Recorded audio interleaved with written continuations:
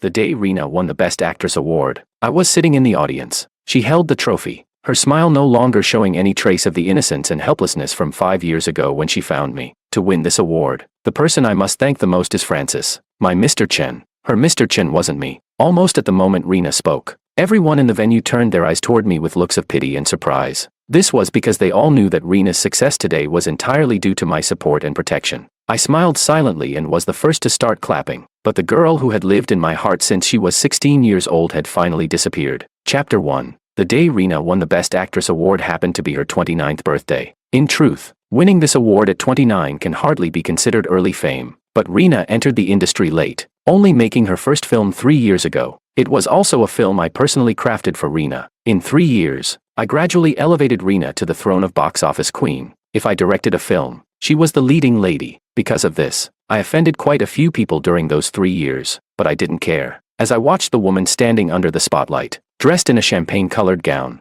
my thoughts drifted back to 3 years ago. 3 years ago, I was 27 years old and had already established a name for myself in the entertainment industry. Hailed as the most talented director of my generation, my name guaranteed a film's quality, with no room for error. But no one knew that my entry into the entertainment industry was, in fact, for one person, for Rina. So when she appeared before me on that rainy night, drenched, my heart was far from the calm facade I displayed. Inside, it was a tempest, uncontrollable. Rina's body trembled from the cold as she stood at the bottom of the steps, looking up at me, the rainwater trickling down her neck and into her collar. Director Lin, I heard you're casting the female lead for your new movie. Although I'm just a newcomer, I've been studying acting for a long time. I know a lot about your films. Could you please watch me audition for a scene? I didn't speak, just took off my coat and draped it over her shoulders. No need for an audition. It's you. In that moment, Rina's expression froze for a second. Then it was replaced by an incredibly radiant and dazzling smile. Just like in the summer when she was 16,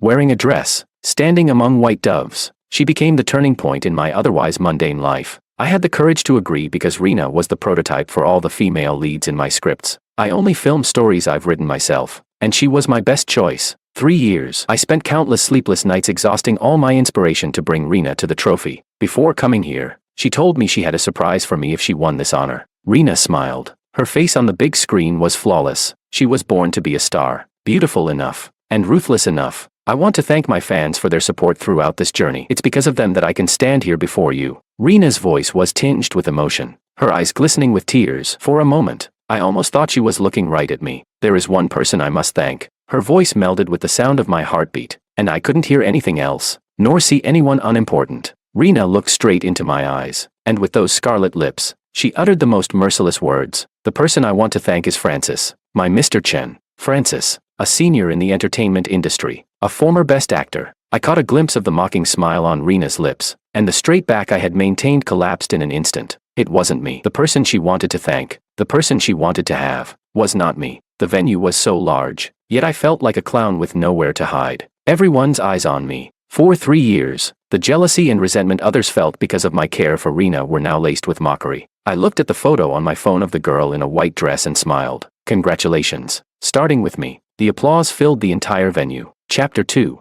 Under the spotlight, Francis stepped onto the stage and then held Rina's hand as they lifted the trophy together. He looked at Rina, smiling gently. This trophy is something you truly deserve. I could already imagine the words that would flood Facebook tonight, praising them. Perfect match, golden couple, or a strong alliance. In any case, none of it has anything to do with me. I thought Rina no longer needed my protection. I stood up, taking advantage of everyone's attention being on them, and carefully turned to leave through the side door. However, the host's voice stopped me in my tracks. As we all know, every movie Rina has starred in since her debut has been directed by director Lin. Is there a special connection here?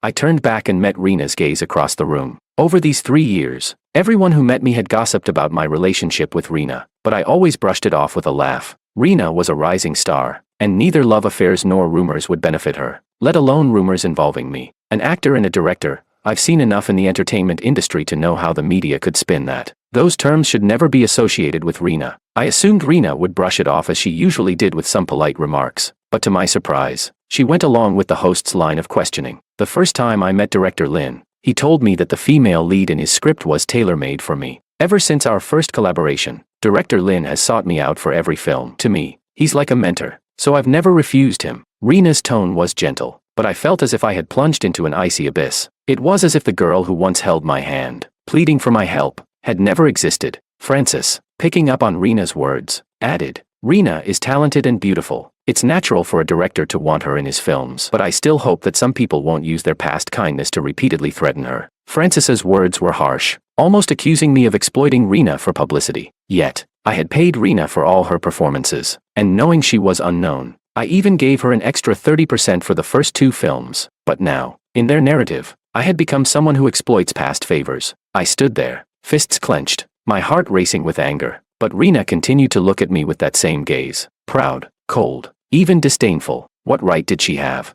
I knew this wasn't the right moment to defend myself, so I turned and left. The live stream comments on Facebook had already exploded into chaos. Naturally, Rena and Francis's fans were supporting them, while some more rational netizens were still defending me. But as a director, my fan base couldn't compare to theirs, and before long, my Facebook was flooded with attacks. The media started to speculate, with some even saying that without Rena, my films would be nothing. I suppressed my anger and prepared to post the truth on Facebook. After all, I still had the chat logs with Rena, but before I could publish it, I received a call from Rena. "Ken, I hope you can stay silent about what happened tonight." "Why should I?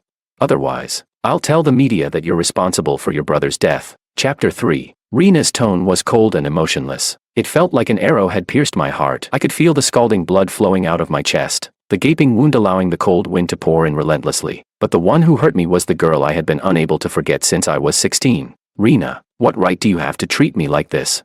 I closed my eyes, my voice trembling uncontrollably, but my vulnerability elicited no sympathy from Rena. "This is what you owe me." "Owe her?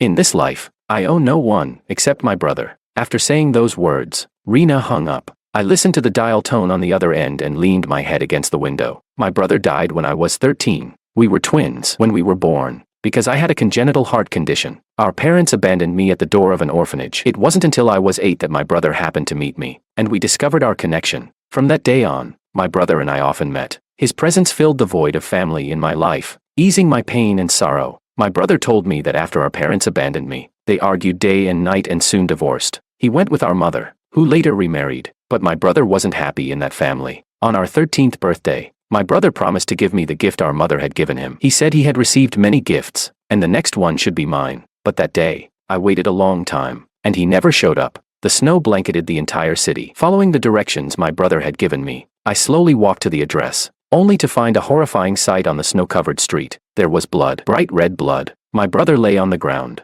with a basketball rolling beside him. Later, our mother found me. She kept me with her, but she became mentally unstable after my brother's death. She often called me by my brother's name, and I never corrected her. She divorced that man, and after my brother died, my heart condition healed. He gave me his heart. Before he died, my brother held my hand and said he was sorry for letting me suffer alone for so many years. But in truth, he was the one who had done the most for me. After I graduated from middle school, I left home, and it was there that I met Rena. She might have already forgotten me, a boy she encountered briefly on the street, but I remembered her. I remembered her dancing among the white doves, her loud laughter, her bright and sunny face, and the small daisy she placed beside me. "Are you my fan? Don't be sad. Receiving a flower from your idol should make you happy. Let me light up your world." Rena reached out and poked the corners of my mouth, lifting them into a smile. I just stared at her, as if at that moment, I had truly seen the angel my brother spoke of. "Ken, what should we do about tonight?" My assistant's voice interrupted my thoughts. I opened my eyes and looked at the now dark phone screen. People often talk about the unforgettable first love. The Rena from before was indeed my unforgettable first love, but now, she means nothing to me. I lifted my head and looked at the moonlight hidden behind the clouds. Then I sent that article. "Rena, you still don't understand me. You don't know that some things, for me, have long become old wounds. How could they possibly be the reason to stop me now?" Chapter 4. By the time I got home, my phone had been bombarded with calls from Rena. When I didn't answer, she started frantically sending me messages. "Ken, what do you mean by this? Ken, answer the phone. You need to explain yourself. Ken, don't ignore me. I'm scared. Do you not like me anymore? Are you not going to support me anymore? Ken, didn't you say you would always be my #1 fan?" Rena's messages kept coming one after another, so I muted her chat and then opened Facebook. The article I had just posted had already skyrocketed to the top of the trending list. There were still plenty of insults from Rena's fans, but fortunately, many rational voices were also present. So Rena wants to have it both ways. After using someone up, she just kicks them away. I'm really worried about our Emperor Chen's future. To the person above, Do you think Francis is any better? Our guy was just deceived. Poor director Lin, being so blinded by love. I laughed out loud at these comments. They were right, being blinded by love is truly foolish. Luckily, I've already recovered. There was a knock on the door. At this hour, it could only be Rena. I opened the door and looked at Rena, standing there, furious, and found it almost amusing. In the first 2 years after our reunion, she never looked at me with such eyes. In front of me, she was always gentle, kind, always the radiant sun. When did that change? Probably when online comments like, "Rena can make it on her own without Ken," started to appear. She began to think I was holding back her career, that I was too controlling, that I wasn't as great as she once thought. During our worst fights, she even pointed at my nose and cursed me out. In the end, I would have to carefully apologize, begging for her forgiveness. "Ken, what do you mean by this?" Rena pushed my shoulder with her hand. I leaned against the doorframe without moving, watching her coldly, and let out a sneer. "What do I mean? Rena, you slandered me. Can't I defend myself? People have the right to know the truth." "The truth? You just want to ruin me. Is it because you're upset about me going public with Francis?" "Ken, I'm just your puppet. All the kindness you've shown me was because of her." Rena screamed. Her expression twisted, but her words left me confused. "Her? Who is she?" Seeing my silence, Rena seemed to take it as encouragement. She raised her chin and sneered. "Did I hit the nail on the head? Ken, do you think I don't know? The girl in the white dress in your photo album is your true love, isn't she? All the care and effort you've given me was just because I look like her, and you used me as a substitute.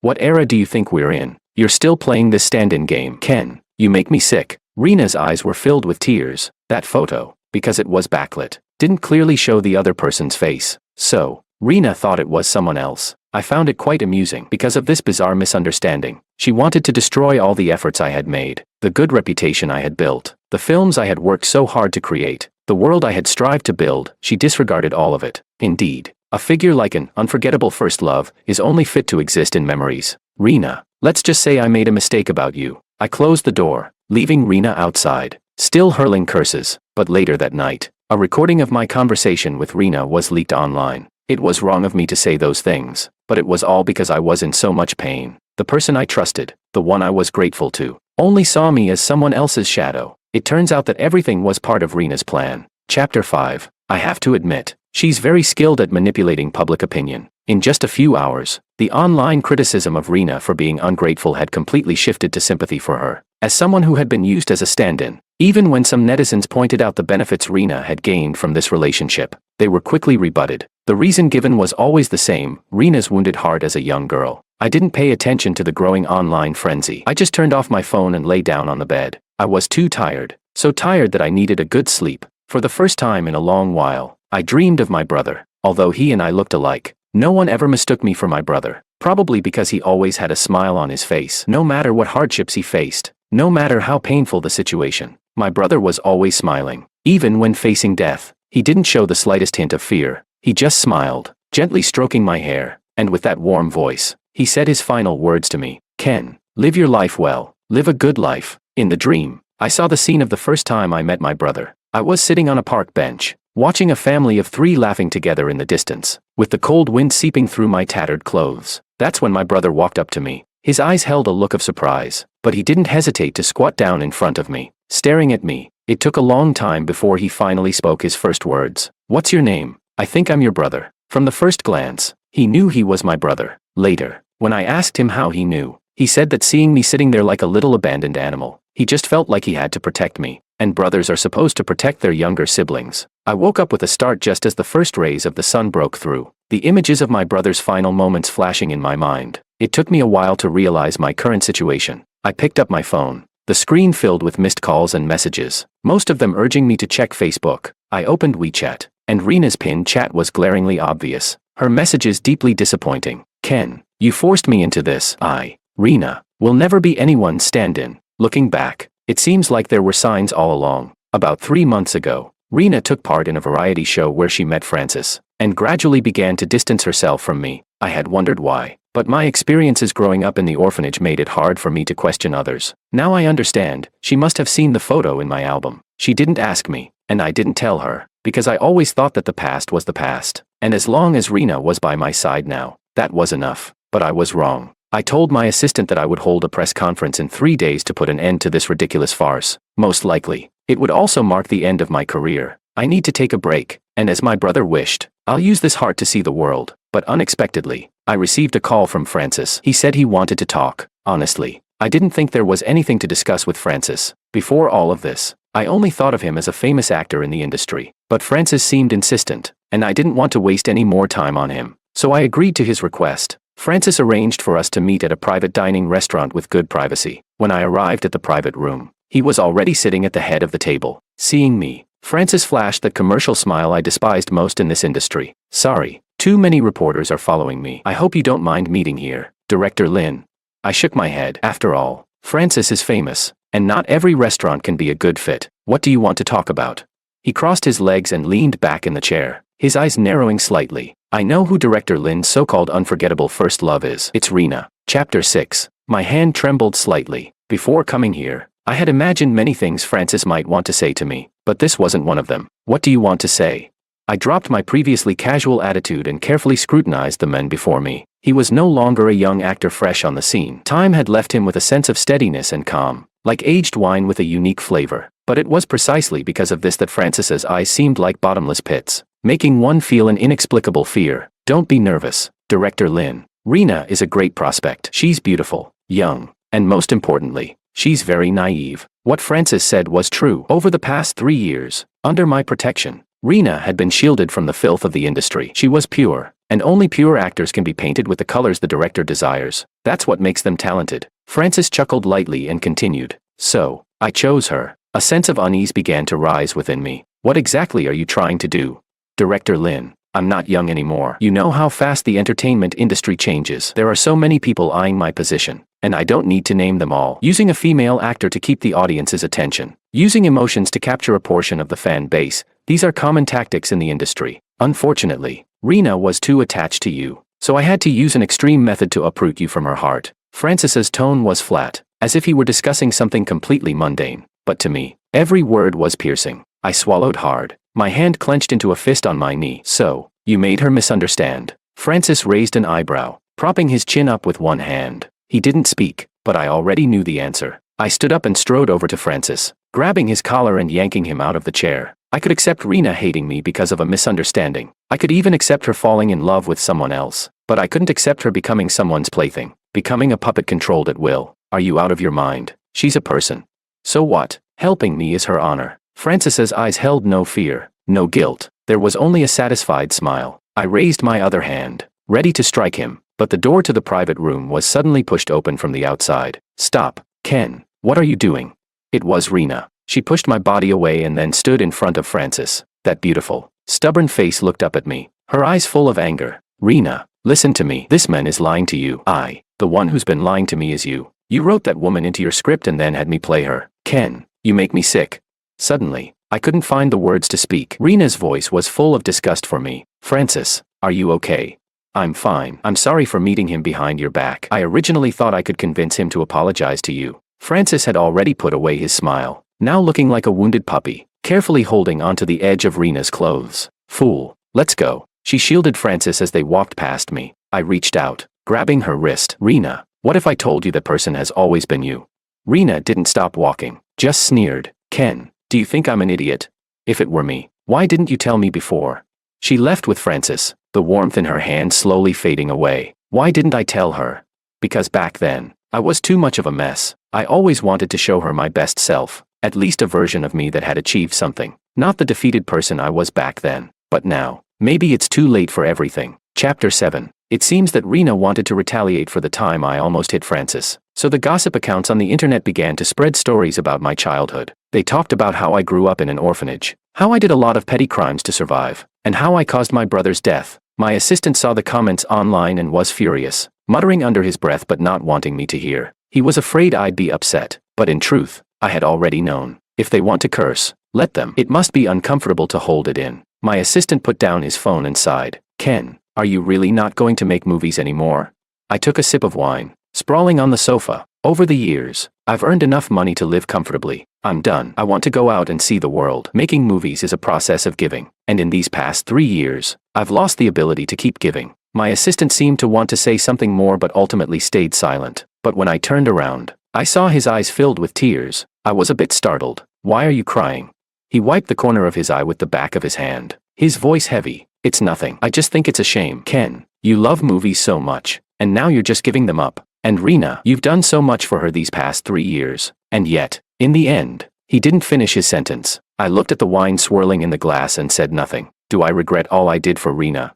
Honestly, I don't. I consider it paying the price for the dreams of my youth. Besides, if it weren't for Rena, I might never have entered the entertainment industry, never become a director. It was just because that little girl once said she wanted to stand in front of the camera one day and make everyone fall in love with her. On the day of the press conference, many people showed up, most of them hoping to grab a headline. Only a few were my fans. I sat on the stage, looking at the sea of people below, and suddenly found it somewhat amusing. At 16, I could never have imagined that one day I'd stand before so many people. Thinking about it, I suppose I should thank Rena. Thank her for helping me find something I love doing, and thank her for making so many people notice Ken. I believe everyone is here today because of the recent events on Facebook. First, I want to say that I don't have an unforgettable first love. If I do, it's the 16-year-old Rena. I had Rena's photo processed to reveal her face and displayed it on the big screen. As soon as I finished speaking, the murmurs in the audience came to a sudden halt, probably because they couldn't believe it themselves. I lowered my gaze and recounted the entire process of how I met Rena, including the story of my brother. These were things I had once wanted to keep hidden, but now that I was finally saying them out loud, it didn't seem so difficult. I became a director because of Rena,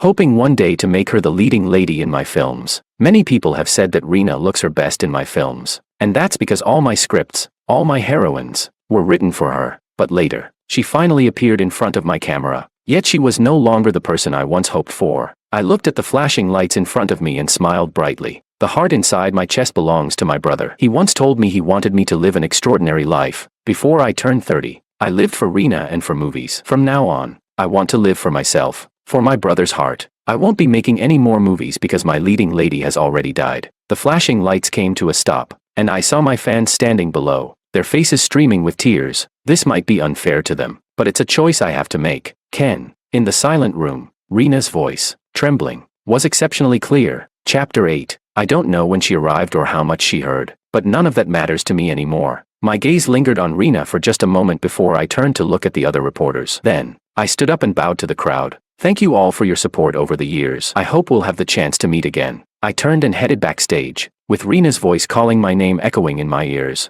but I didn't stop. There was no need to stop anymore. Rena caught up with me just as I was about to get into the car. She grabbed my arm, her eyes red as if she had been crying. Why didn't you tell me? I just looked at her, pulling my arm free after a moment. Was it necessary? Besides, didn't I tell you that day in the private room? The questions Rena had wanted to ask got stuck in her throat. Her lips moved, but in the end, she only looked at me with a hopeful expression. Ken, I know I was wrong. Since that person was me all along, can we start over? Can I still be your leading lady? If this were in the past, I might have thought Rena couldn't bear to leave me, but now, I can't even tell if she wants me or just the role of leading lady in my films. Is it the fame, the status? I shook my head, not softening even a bit at her show of vulnerability. I can't capture your beauty anymore, Rena. The only version I can capture is the 16-year-old you. I got into the car, letting Rena pound on my window, but the car didn't stop. It drove off into the distance. The impact of this press conference was huge. The trending topics on Facebook were filled with my name and Rena's. Some even called for Francis and Rena to distance themselves from each other. I smacked my forehead, almost forgetting about this. Given the previous incident of the recording of my meeting with Rena, how could I have gone to see Francis without any preparation? So, the conversation in the private room became my final Facebook post. The people who had been clamoring for Rena to stay away from Francis instantly went quiet. Meanwhile, onlookers were entertained, saying they were a perfect match, but none of this mattered to me. I bought a ticket for Tibet the next day, ready to see the place known for its freedom. The next day, when I opened my door, I found Rena sitting outside. It looked like she hadn't slept all night. Her eyes were bloodshot. When she saw me, Rena immediately stood up, but her quick movement caused her to stumble from low blood pressure. I just stood there, not moving as she caught herself against the wall. Ken, where are you going? Does it matter to you? I had never spoken to Rena in such a cold tone. She pressed her lips together, struggling to get used to it. Ken, do you really have to do this? We didn't have to end up like this. Rena's self-righteous tone almost made me laugh. The person who led us to this ending was always you, wasn't it? Rena, I don't regret meeting you or helping you for 3 years. But even a baby learns to walk on its own after 3 years. You can't keep sucking my blood forever, can you? Rena's face turned pale, and she shook her head in a panic, trying to explain. It's not like that. Ken, it's because I love you. It's because I love you that I got so angry, that I hated you. Love me. Maybe she did, once. But when that love is no longer pure due to personal gain, it ceases to exist. And what about Francis? That was just to make you jealous. Rena's voice was frantic. I looked at the face that had once filled my thoughts, but now it no longer moved me. Rena, I believe you once loved me, but we can't pretend the past didn't happen. We both know how clumsy Francis's lies were, yet you believed him. You didn't even ask me before nailing me to a cross of shame. That's not love, because with me, you didn't even have the most basic trust. You were just too eager to escape my control. So you chose a wrong path in your desperation. I ignored Rena's expression and walked away with my suitcase. Later, I heard that Rena waited for a long time at the airport that day until she fainted from low blood sugar. Some were moved by her, while others thought it was just another act. In any case, it no longer concerned me. Chapter 9. I traveled to many places, saw many sights. When you're on the road, you don't think about all the unpleasant things from the past. I had a small portrait of my brother drawn and tattooed on my chest, so it feels like he's never left me. The entertainment industry now seems like something from a past life to me, but my assistant is still working in the industry, so he occasionally tells me about Rena and Francis's recent activities. As Francis predicted, he gradually faded from the public eye. The roles he gets have shifted from the dominant male lead to the father of the male lead, and every time he appears, netizens dig up old scandals and criticize him mercilessly. The things he said to me back then have been turned into various catchphrases and jokes by netizens. As for Rena, she's still active on screen, but after leaving my scripts and direction, her once praised acting skills have become mediocre at best. Even her face has begun to show the wear of time. She pinned my name at the top of her Facebook, as if to display her deep feelings, but unfortunately, not many people care. After a year of traveling, I returned to the city. One day, by chance, I saw Rena while I was out. It seemed they were filming a TV drama. The director, whom I had met a few times and who had always liked my work, invited me to visit the set. I had nothing else to do, so I went along. Rena was playing some secondary character, standing still as the female lead threw water in her face and slapped her. The young actress, who looked about 23 or 24, kept messing up the scene, and Rena's expression visibly worsened. It was obvious to everyone that the young actress was doing it on purpose. The director whispered to me that she was a fan of mine and had never liked Rena. I just smiled, not stopping them or saying a word. As I left the set, I saw Rena standing in a corner, bent over, speaking to the assistant director. She looked humble and pitiful. The white dress she wore had long lost its original charm. The wind blew through her hair, and Rena turned around, meeting my gaze. Her expression froze completely at that moment. I just smiled and waved at her. The thing about unforgettable first love is that even when the person is right in front of you, it doesn't matter. She died at the age of 16.